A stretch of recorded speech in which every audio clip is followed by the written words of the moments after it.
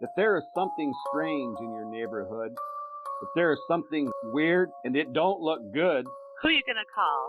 Ghostbusters! If you are seeing things running through your head, an invisible man sleeping in your bed, who you gonna call? Ghostbusters! If you are all alone, pick up the phone. If you had a dose of a freaky ghost, who you gonna call? Ghostbusters! Don't get caught alone. Pick up the phone unless you want some more when it comes through the door. Who you gonna call? Ghostbusters! I'm Wayne Thomas. Welcome to Cryptic Frequencies, a blog talk radio show dedicated to exploring the mysterious. My grandfather was a ghost hunter. He coached me. I became a ghost hunter. Our guest, Brandon Hoezee, is a ghost hunter. Among other things, our producer, Mary Bassett, has done some ghost hunting. So I ask again, who are you going to call? Seems that like the airwaves are thick with ghost hunters tonight. Let's talk to a ghost hunter, but first, let's meet our co-host, Mama Mary. Hi, I am Mary of Spiritual Voices. I am a Reiki healer, Reiki master, psychic channeler, and paranormal lover. And I have a shop in Hastings, and I'm there to help others grow and heal. And my favorite thing is to connect with people like Wayne and our special guest, Brandon Hoezee, a paranormal investigator, to raise my vibration and to learn more. Brandon, how are you? I'm doing good. You sound good, buddy. Yeah, now that the mic's working. Yeah, that's all right, though. Like, this is going to be a good conversation. Now, I've heard your name before, Brandon Hoezee. Like, have you been doing this long?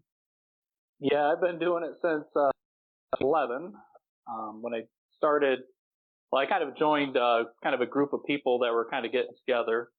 Ryan Mason, who's been on our Grand Rapids Ghost Hunters podcast, he kind of started that. So we kind of went and kind of did some amateur investigations at different places. And then eventually we ended up meeting you, and we ended up eventually becoming Grand Rapids Ghost Hunters.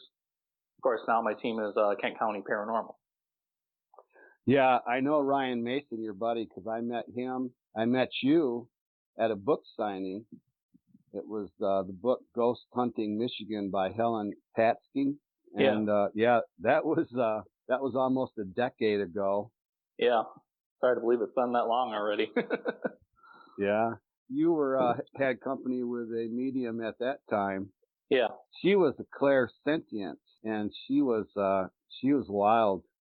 I liked working with her. She hit on so many times, so many cases that we were on. It was almost like she had done the interview with, because it was just matching the stuff that I had written down in my notes from the client. Yeah, she was pretty powerful. What was her name? Yeah, she was. Pam, yeah. She was fun. She was a lot of fun to work with. She was older than me, though, and so it got to be where it just wasn't fun for her anymore, and she's having trouble going up steps. But yeah, that was kind of when we got started, was at that book signing. I got in trouble at that book signing. I don't know if you remember that or not. I don't remember that part, but... Well, yeah, because they opened it up. It's been a while. Yeah, it's been, like I say, almost a decade. They opened it up, and I asked about brothels, because brothels have been brought up in her book so many times. And then some lady who had her son there, and she didn't appreciate that I said the word brothel. Yeah. I mean, it's a part of paranormal. It's part of ghosts. Yeah, it is. Yeah. Yeah, there she had so a lot many of tragic things and stuff kind of went on there, because you figure a lot of them, they were forced into it, or, you kind of have abusive stuff kind of going on. So. Yeah, it was called white slavery. Yeah. And it was like there was all sorts of people from the community would go to these brothels. It wasn't just lowlifes. It was heads of states that would come from other countries even. And the truth is, it's different nowadays. If you look at the whole Epstein stuff going on too, Oh, the same thing. Right. Yeah. Yeah. And they were high end back then. Mm-hmm. They were being paid more than what the factory workers were being paid, but they were, the people that ran the brothel were anyway. Yeah, people running it. Right. Yeah, it was a tortured life, and I think that led to things that surround that are murders, and just that tortured life leaves a residual imprint. Hmm. I was just saying, like a lot of it, you had like the mob connections too. Like a lot of the places, some of the places that we investigated, like Nick Finks, which was rumored to be a brothel at one point. That's just rumors, but like there used to be a Right. hotel on the stairs part, but that was supposed to be like a big purple gang hangout too back in the day. There's so many rumors with that place. It's hard to tell what's true and what's not. Yeah. You and we have a career out of Nick Finks. Yeah. It's Want to one go of the back oldest, in there again. yeah, it's one of the oldest bars in Michigan, and it still has the same original name. And we found out when we were in there, how many times do you think we've been in there? Probably about 9, I guess. Me total. Yeah, I'd say probably about that. We did about average 1 or 2 a year. Kind of, they're usually always around Halloween. Usually, we just went out there, and it's usually like a few of the years we were doing shows out there. About like the hauntings there and sharing our evidence and stuff like that. So. Right. Now, Mary, have you ever been out to Nick Finks? No, I haven't. You should just go out there and get a drink and just walk into that place. It's out in Comstock Park. All right. It's Not right, like West right River on the Drive, main drag. Right. So I go to the ball game, and then we'd stop in there when we get out. Yeah, and it was a Gilmore property, and it just so happened that we got permission from Greg Gilmore, the big guy, to go into any of his properties that were rumored to be haunted, which really opened it up for us because it met Mangiamo's and the Kirby House out in Grand Haven. Now, Mangiamo's is also a real spooky place. I don't know. It's now called Paddock Place. It's gone full circle. Yeah. Now, back to Brandon, you heard Get Out, which ghost hunters hear that a lot. You heard it with your naked ears. I heard something else too, but I can't remember exactly what it was. But we ended up picking up on recorders, but now I can't.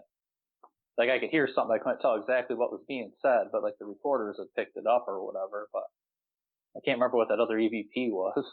But right now, this is true EVP. This is not something that is generated out of a spirit box or any sort of other mechanism. Yeah. So this is the real thing, and they seem to have similar qualities. They're really quiet, and then I think that's why you hear them, is because you're quiet enough to hear them. Yeah, it's like when everyone's talking, I'm always listening to the background noise of what's trying to go on to see if I can hear anything. So now we have used the spirit box in there with success. Now that's a piece of equipment. I think it's not every team uses it apparently, because we just were talking to the Grass Paranormal, and they said that they really haven't used it, but they're thinking about using it because of this Estes method that your team has brought forward, and the way that you guys do it. You put a special twist on this Estes method. Let's see if you can explain it to the listeners, and because it's a little bit complicated.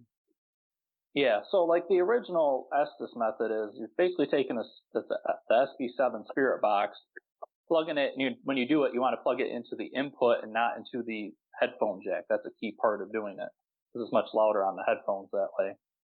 So like you do is you listen to that. One person has headphones on. They have to be really good quality headphones, so they're not hearing what the questions are being asked. And then they're blindfolded, so you're essentially kind of sensory depriving yourself. And a lot what really happens is, and then we have like somebody else will usually be running like I think it's called the ITC app. So one of them is doing that. So we have 2 different people essentially doing the same thing, but with 2 different devices. So they're not hearing the same things, but then we have both of them going as it's spearing while the other team members are asking questions. And then you see if you're getting any responses. And like sometimes we've done it, you hear like the 2 different people doing it almost sound like they're having a conversation with each other. Or they'll be saying similar things even though they can't hear each other. Yeah, right. Have a match, right? Yeah. When it works, it's something to see. We got to get Mary hooked up to that, because she's got impressions coming in anyway. Yeah. Yeah, that sounds really interesting for a good way to validate the information that's coming in anyway. Because even as a psychic, you get your information, but when you're giving somebody a reading, it's really great to hear them confirm it. Otherwise, sometimes it just feels like it's thoughts and visions in your head. So to go into an investigation like that, but have that other evidence to back it up, that's cool. And that's a really inventive way to do it. Yeah. So, I'm going to have to check that out. Right. All solid points. It makes it so much more credible, this piece of equipment because what it does, it monitors radio stations. So you're going to get parts of the radio, whatever the DJ is talking about come through. But they say the theory is with that white noise, that helps. And I think it works myself. It's one piece of equipment that I really think works. Now, what do you think, Brandon? Is it worth using a spirit box? Well, here's my whole thoughts on it. Is before the Estes method, before I became aware of that, and the reason why it's called Estes is because Connor Randall and Carl Pfeiffer developed it up at Estes Park, Colorado, at the Stanley Hotel, which of course is the inspiration for The Shining. But they did investigations there. That's where they kind of developed the original version with the spirit box. And we kind of put our own twist onto it. But for me, like when the original spirit box, like going through it, like even though sometimes you would get some really good stuff coming through, like one, we had an investigator named Jameson. They sweep it through, like, what's your name? All of a sudden it just comes through clear, loud and clear, Jameson. And that's not coming from the radio. Right. So it's like there are times where the spirit box can hit on stuff. But the problem is like when you're asking questions and everybody's listening to it, your brain is trying to find the patterns. So like you hear something which, what's your name? It sounds something like a name. Like, oh, that's what it is, So that's the big tricky part where the Estes method, the nice thing about that is the person that's giving the answers, they don't know what the question is. So they're not being influenced by the question. And I think a lot of with the Estes, with the sensory deprivation, I think like for me, when I'm really into it and I'm really feel like something's coming through, like to me, I think I'm picking up more stuff psychically as well. So you're picking up more than just spirit box. Because you're putting yourself in that zone, that meditative state. Right, especially with that blindfold on. I think that helps. Yeah. That's why Mary's already in that zone. Get her out there in that cemetery, blindfold her. Mary, this is going to be fun. It will be fun. Well, I was telling Brandon, too, I'm just waiting to hear back from the city to get permission to actually be to the Stryker Cemetery over in Hastings, because I don't want to be interrupted when we get there. But that'll be a fun cemetery to investigate. To get permission to be there at night? Yes. Yeah. Oh, yeah. There you go. Because I would actually have the police sign a paper at some of the places I went to, or that Brandon and I went to. Like at the Kirby House there in Grand Haven, it's right on the corner. And if you're in there with flashlights when there's not supposed to be anybody in there, I don't want police coming in there with their guns, ready to shoot. So I went down to the police station, had them sign, made sure they know what we were doing. But Brandon, you hit on matrixing, and it's not just matrixing with the vision. There's also matrixing audible patterns. Yes. And that's something that people don't talk about a lot, because they talk about, you look at a picture and you see something, you see a face, but the audible can be just as bad. Yeah, that's a good point you brought up. I'd say it was a few times just using a plain spirit box session where I felt like it was something. The rest of it's like, well, maybe it is, but I might be hearing that because that's what I want to hear, Yeah, that's just it. And there's that doubt. If there's any doubt, I think you have to scrap it. But I have recordings of Get Out from Nick Finks that will just about curdle your hair or make your hair rise. But I think it's legit. But like you say, you're monitoring radio waves, so who knows? Yeah. Now your team has a mission. Your mission is for families that are oppressed, but recently you're taking steps into other areas. Yeah. So like with that, that's like one of the big reasons our group started, even way back, back when it was Grand Rapids Ghost Hunters, when we were all together. That's what our mission was, and that's what the mission of Kent County Paranormal is. But right now we're still offering advice and stuff, just because of like the whole COVID situation. We're taking a step back because Dan, who's the pastor on our team, like he can't investigate right now because he's got a daughter that he can't bring stuff home to put her at risk. So that's like the big thing. So we're just like, well, we want to be at full strength, especially if we're going into a place that where we're dealing with something dark, you know.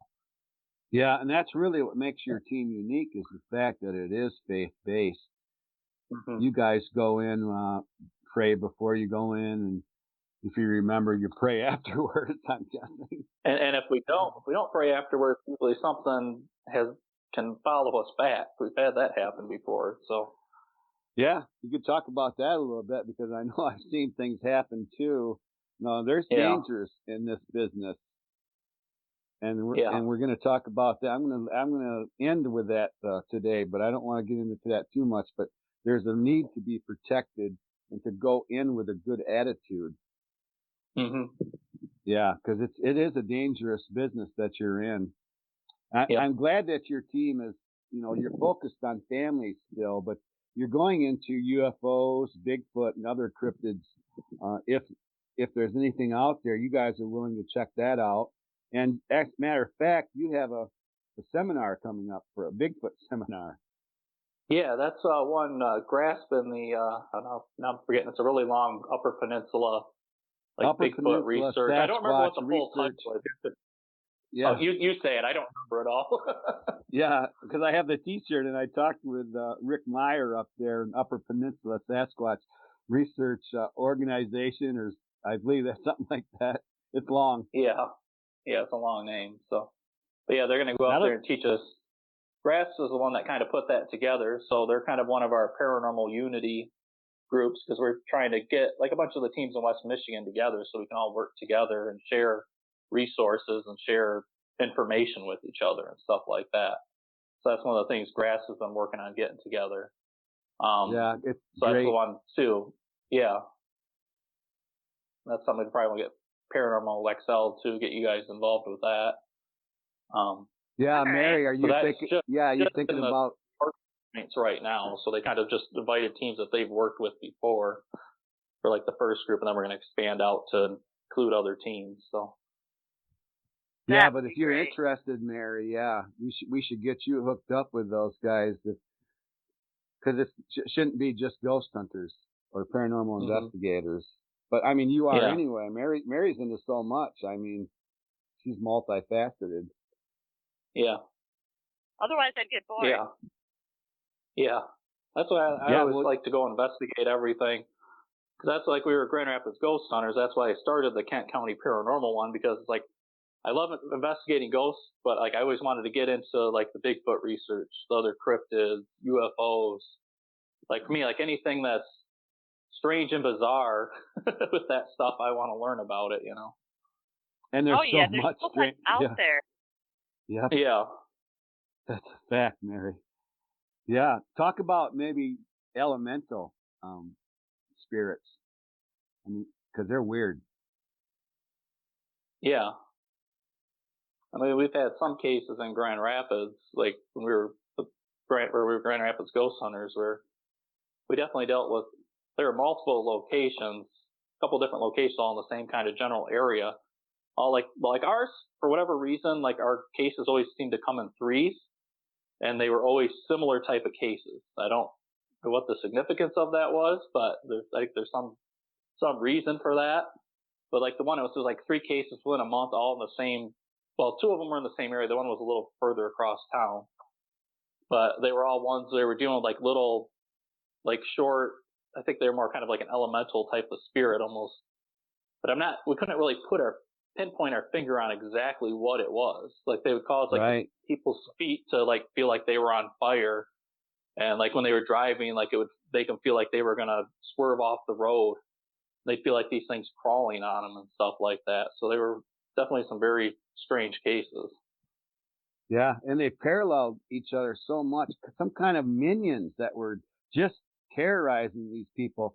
I actually got a hold of Grimstone Incorporated out of Detroit. They've been ghost hunting for 20 years, and I had worked with them. And I got a hold of them, Chris, on the phone, and I said, hey, I described to him. He's like, well, maybe they're crazy. I'm going, no, you didn't listen. We got 3 cases and they're all describing the same thing. And two of the people live just a couple blocks away from each other, and they don't know each other. Yeah, they're not crazy. They're experiencing something. Mm-hmm. Yeah, the elementals, they take in, the supernatural powers of the earth, air, fire, and wind. I'm thinking they could be like shapeshifters, but there's gnomes, elves, leprechauns, brownies, fairies, goblins, tree people. I got salamanders. I didn't know that was. Did you know that salamanders was on the list of? I think I've heard of it. There's you get books of it. There's just tons of different fairy lore. And that's something I do believe is something else that's out there, another type of spiritual energy out there. We have Mackinac Island, which there's reports of fairies, and giant fairies. There's a couple different kinds there on Mackinac Island here in Michigan. But types of ghosts, one of the basic types, besides residual that we just hit on, maybe you need to define residual and intelligent before we move on. What kind of hauntings those are? Okay, so for a residual one, that's kind of the best way I can describe it is like a tape recording. It's something that has the theory is that you have wood, limestone, kind of different type of things that they can kind of store energy in them. Yeah. So it basically can replay. Marble. It can replay something over. If something happened day after day after day, that energy got stored, or something very traumatic happened, it can replay that event at a later time, essentially. Yeah. Yeah, especially those, like you say, those traumatic experiences, but also routine things can be imprinted also. Mm-hmm. Yeah. I call that also a historical haunting because of the ones where you hear about, this happened way back when, and then people are seeing it. And like you say, it plays on a loop. So if you're there the same time, same place, like Gettysburg, you might see something and hear something. Yeah. But it can't hurt you. There's no spirit involved. So that's residual haunting. Yep. Now, intelligent haunting. Intelligent haunting is, it knows what's going on. It's going to respond. It at least has the potential to respond. It can be intelligent and choose not to respond to you. That's what makes it kind of tricky too. Or it might not be able to. It may be intelligent and not be able to communicate with you. But yeah, so that's the one, if you're, getting responses back, that's something that's intelligent. If you're getting intelligent responses, you could still get an EVP of something that's residual, but it's probably not going to make any sense to what you're asking. It's going to be something kind of irrelevant, but that makes it tricky. Mm-hmm. It's sometimes hard to tell the difference. In an intelligent haunting, it actually has a consciousness. It has a personality. And an angry person could become an angry ghost. Whatever you were as a living person, that's what you are. That's your essence. Your fundamental essence remains the same. So that's pretty good distinction between those two. And then in my mind, the next category that comes up would be shadow people, shadow beings. You want to cover that a little bit? Well, I can cover that because this was an experience I had as a child. I was in my bedroom and I had my door creaked open and my door was completely shut. And then I just looked in my doorway. There was a shadow figure with white glowing eyes staring at me in my bedroom. And we worked so many different cases too, where people have had that exact same experience happen to them. It's eerie how many other people I've heard tell me this, basically tell me my story as a child, Exie Suzanne Smith, our last guest, can tell you all about the shadows and being in bed. And she does not like the dark either. Like Mary doesn't like the dark. Oh, no, I hate the dark. Yeah. I have to have a nightlight on, and I'm not afraid to admit it. After I had that encounter, I prayed, and that, for me, then there was another figure that I seen. It was a guy with long blonde hair, but he would emit his own light. And I felt like that was, my either a spirit guide or a protector or an angel that was there to protect me. That I never felt scared of the shadow person because I felt like it couldn't mess with this, being of light. Yeah. What age was that? I'd probably been probably around 13, 14 or so. Yeah, that's a Twilight Zone episode there. Yeah. Have you ever heard of the Cowboy Man? Oh, basically the shadow man with a hat. Yeah. That I researched that. I to, thought yeah, that I've was heard of really that. interesting. Mine didn't have a hat, but it was just more kind of like just like a shadow of a person, but it didn't have, just had the white glowing eyes, but not a hat. Yeah, so many of them are, like they say they have a cloak or some kind of a hood on when they're describing the shadow people. And usually, well, some of them have red eyes and they dark. They're very quick. And it's like you only see them out of your peripheral vision. It's like if you turn your head to look at them, they're gone. And where do they come from, Brandon? There's the big question. What the heck are they? Where do they come from? Those shadow Well, people. the challenge with anything in the paranormal is we have one piece of the puzzle and we're trying to figure out what the puzzle looks like. So it's so hard to tell with all of the stuff in the paranormal, like what is really going on, especially with the shadow people. Are they, are they something demonic? They, at least from my experience, like for me, it definitely felt a very dark energy. Not just because the figure was dark, it gave off a very negative energy to it. So, but is it something like that? Is it possibly a shadow of someone that once lived? Is it somebody from another dimension, like spying on us in this dimension? Like, it's so hard to tell, because I do believe in multiple dimensions as well. Right. Yeah, this might be something that's not a ghost at all. There's so many categories that they put these shadow people into.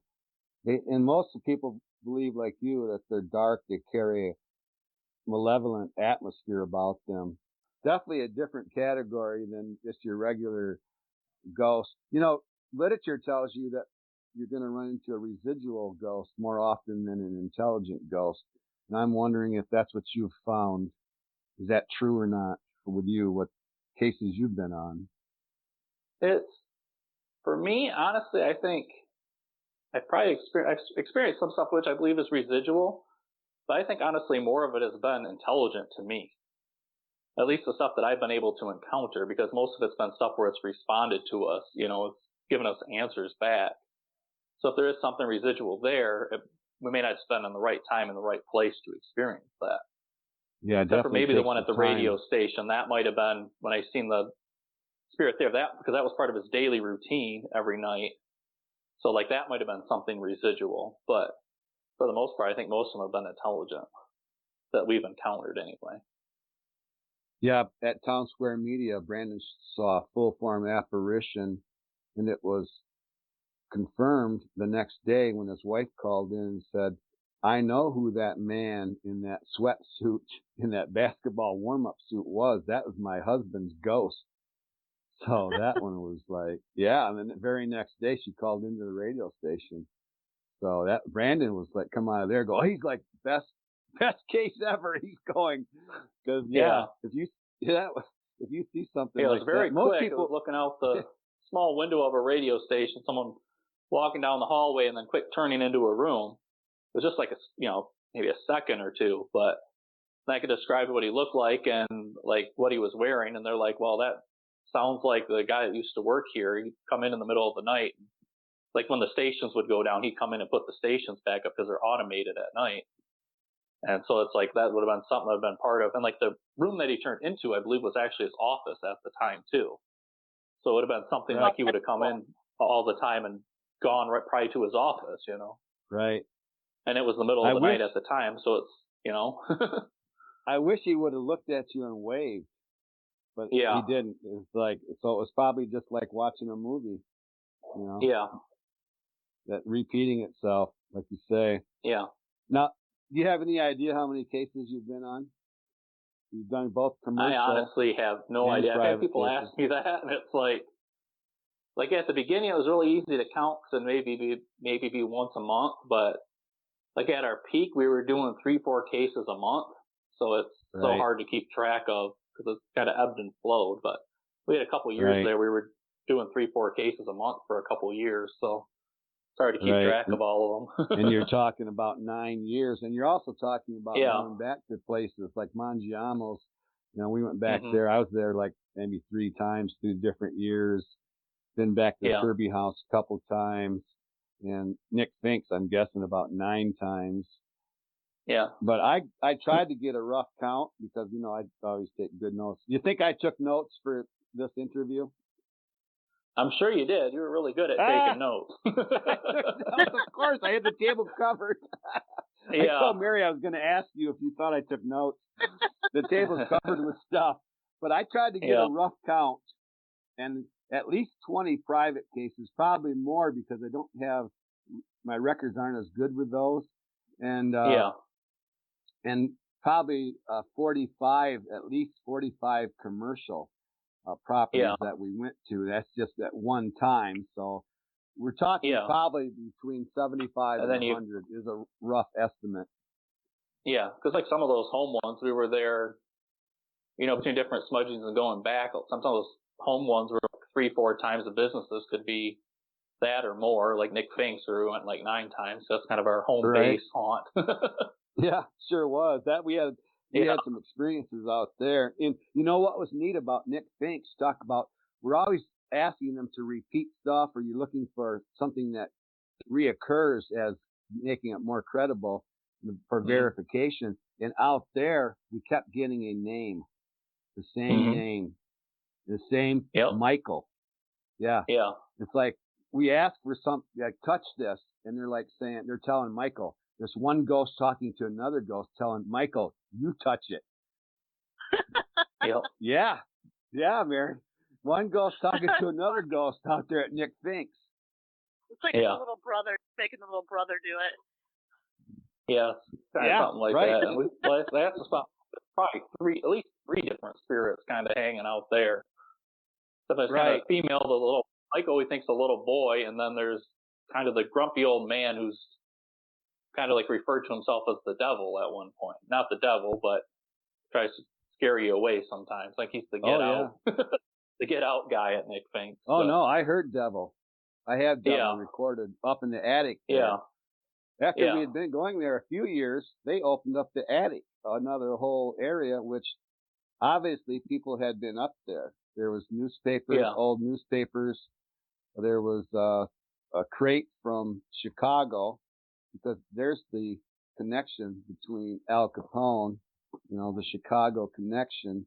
Al Capone would go into a place like Nick Finks, and they would say, you're going to give me a percentage or I'll burn you down. And for information here, Nick Finks did burn down before. So I don't know. I mean, it's all rumors, and I don't know. It makes for a good story, because if Al Capone went to every place that we've heard he's been at, honestly, sometimes like it feels like we're like the Untouchables chasing after Al Capone. Sometimes because it's like everywhere you go, there's this Al Capone story, So it's kind of the way it feels sometimes. Like I half expect to see him one of these days. Yeah. I had a great uncle who actually was a run man for Al Capone. He came over from Chicago. I do believe it was either my great grandpa on the Miller side or the great uncle. But he was a run man for Al Capone, and he came over from Chicago. Oh yeah, so your family's mafia is what you're telling us. That's what's wrong with me. I didn't know where you got that moonshine. Now I didn't know you made your own. It all makes sense now. Yeah. One of the early places that we ran in is one that you set up, and it was the Bernard Historical Museum. It was out there by Hastings area. Yeah, that's an awesome place. I definitely want to go back there again sometime. Yeah, they had these caskets that were the wicker caskets, and I was okay through that thing. I've been back there a couple times, but when I got a feeling at those wicker caskets, because what they would do is that a lot of people were in those wicker caskets because they used them to transport or show people in. They didn't really bury them in them, but they would show them in there. So a lot of different people were in that. I believe that one. I believe the one that was in there. I believe they transported a body from the source, one that died in a battle. I believe they transported him back in that, if I remember correctly. Yeah, and then there was a casket, a child's casket, and then that between those two things, and I'm getting a feeling right now just talking about it. But yeah, museums and then cemeteries. I always told people, you want to see a ghost, go to a museum. But we've been to cemeteries too. Mary's got a story about a cemetery. I want to find out if you've heard of this, Brandon. I'm sure you've had. I know he's heard of this one. Yeah, because he's an incredible paranormal resource. Brandon is. I went to visit my friend Kristen 2 weeks ago this weekend, and she took me to Pier Cheney. Yeah, Kristen Roberts, psychic medium. I went and stayed a weekend with her. We did a little seance, but then we also went to the Pier Cheney cemetery. Have you ever heard of that one, Brandon? Yeah, I've heard of it. I don't really know like a lot of the stories out there because I haven't been to that one personally. So usually I try to study before I go to a place. So I don't really. I know it's a very haunted cemetery, but I don't know like the stories of it. It is. You can feel the energy there. When we first started pulling in, I felt like my body was on fire. And it's such a popular cemetery that you literally can't go there without running into somebody else because they're looking at the cemetery too. But I do believe the whole town, especially the children, died of malaria. And so mostly the graveyard is full of children. And everybody leaves pennies and dimes and toys, stuffed animals galore on all of the graves. But did pick up on a lot of different things. They say that there is a witch in the woods, that the townspeople hung her and buried her in the woods. The other side story of that is that she was actually a woman who had 2 children out of wedlock, so they branded her a witch and they hung her, and that her ghost haunts the woods. Cool cemetery, and it was a lot of fun. We did pick up on a lot.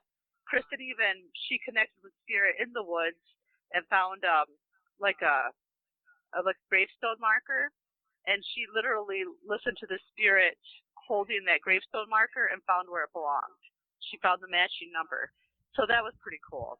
But if you're ever going to go up north towards like Higgins Lake area, Holton Lake area, check it out.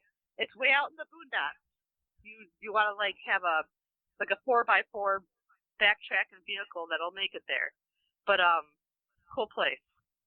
Yeah, and then that impression you got of the fire, that was kind of spooky on your way there. Yeah, because come to find out, because I asked where the town was, because you can't see where the town was, and her husband answered that nobody really knows for sure, because after the pandemic came through, people came and they burnt the whole town down to get rid of the disease, and they only left the cemetery. And so that struck me as funny because I felt like my body was on fire when we were driving up towards the graveyard. So for me as a psychic, I made the connection that that's probably what I was experiencing was what happened to the town.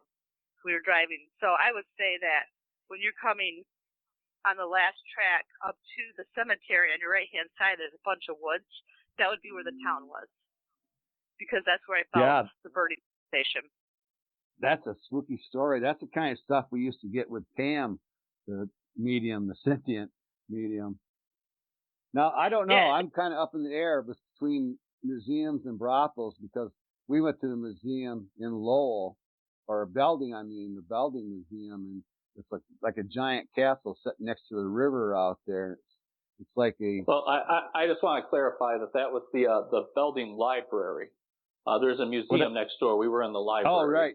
Yeah, we didn't go to the museum. We just gawked at the museum that was across the street because it looked like older than the library. But the library is like a giant stone castle. So if there was any residual energy in there, it's all marble, slate, all those things that absorb that residual energy.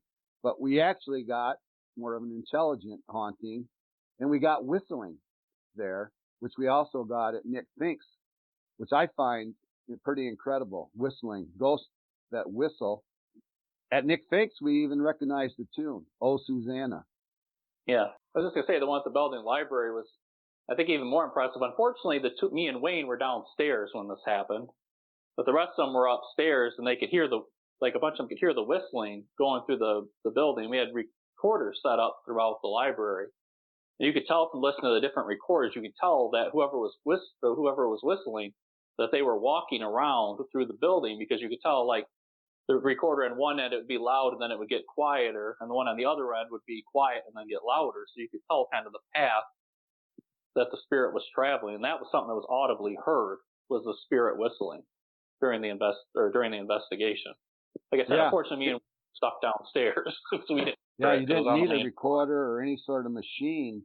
Yeah, you could just hear the whistling. And I was about the only one out of the whole group that could whistle. So, I mean, like I said, Brandon and I weren't even on that floor. Mm-hmm. But I don't whistle. I don't even wear cologne when I go to an investigation because, scents, you want to use all your own scents. They're better than any piece of equipment that you can get. And with me, my nose is my sense of smell is one of the best scents that I have.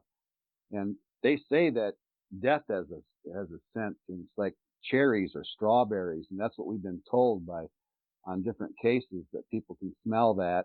Of course, those are the sweet smells. I don't know if sweet smell equates to a sweet ghost, because there's deceivers out there. Brandon and I have ran into those deceivers. They'll tell you one thing, portray themselves as a little child, and they're actually something else. Yeah, we had the one that called itself Trixie.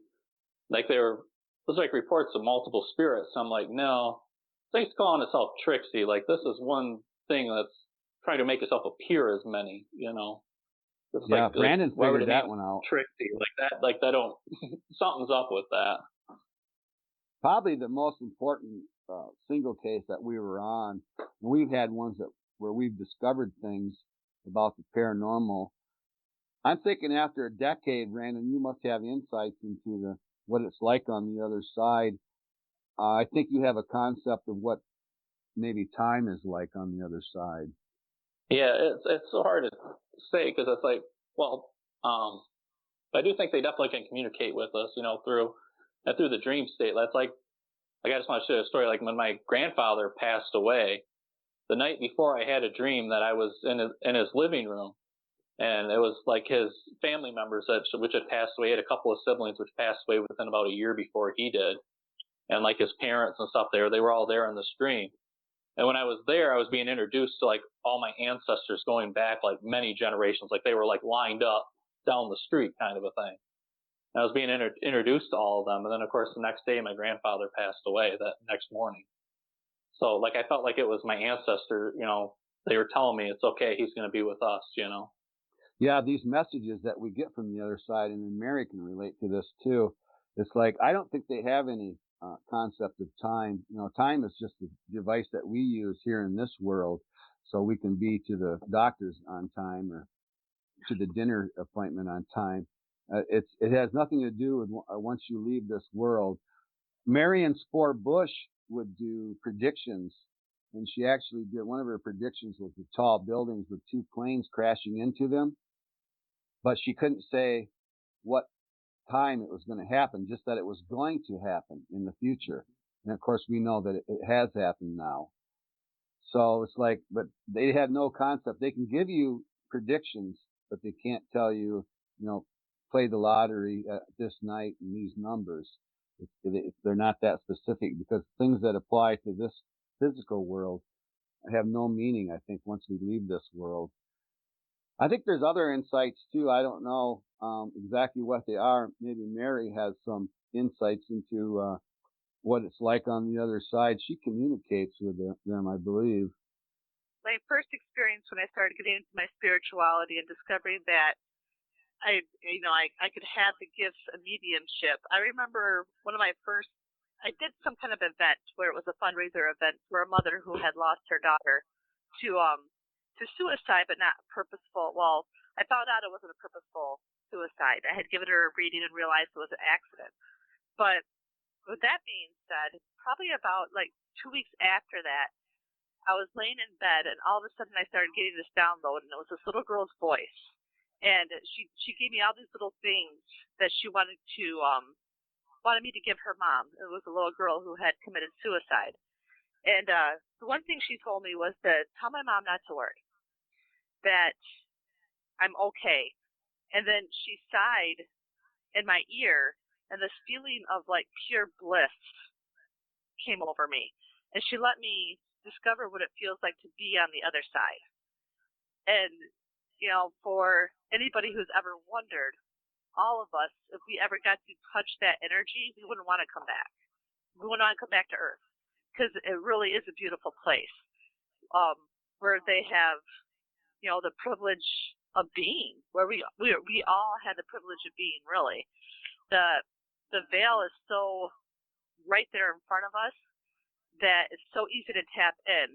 My biggest question is for Brandon is, do you realize how much of a psychic empath you really are, or are you just like starting to tap into the idea that you have those gifts? Well, I think I'm really starting to tap into it more. Like, I did have stuff like experiences when I was a kid, but I think it so frightened me that I like turned it off, you know. And then like when I started investigating, I was much more doing it very much from the psychic, or not from the psychic, but from like a scientific standpoint. You know, like I didn't feel, sense anything going on in investigations. I was just trying to get the EVP recordings, or if I was lucky, maybe get something with my camera or something. But the more I've done it, the more I've investigated, the more it's opened me up, like empathically. Like I can feel and sense stuff sometimes on location or doing investigations. And, you know, so like it's definitely changed a lot from where I started at. Now, do you find you get more from tapping into both, or do you get more from just one or the other? I try to do both, because I still try to get the evidence to back up what I'm feeling. But I like having the personal experiences, as long as it's not something, you know, too dark or whatever. It feels more real than just getting the recording, I guess, if that makes sense. More energetic.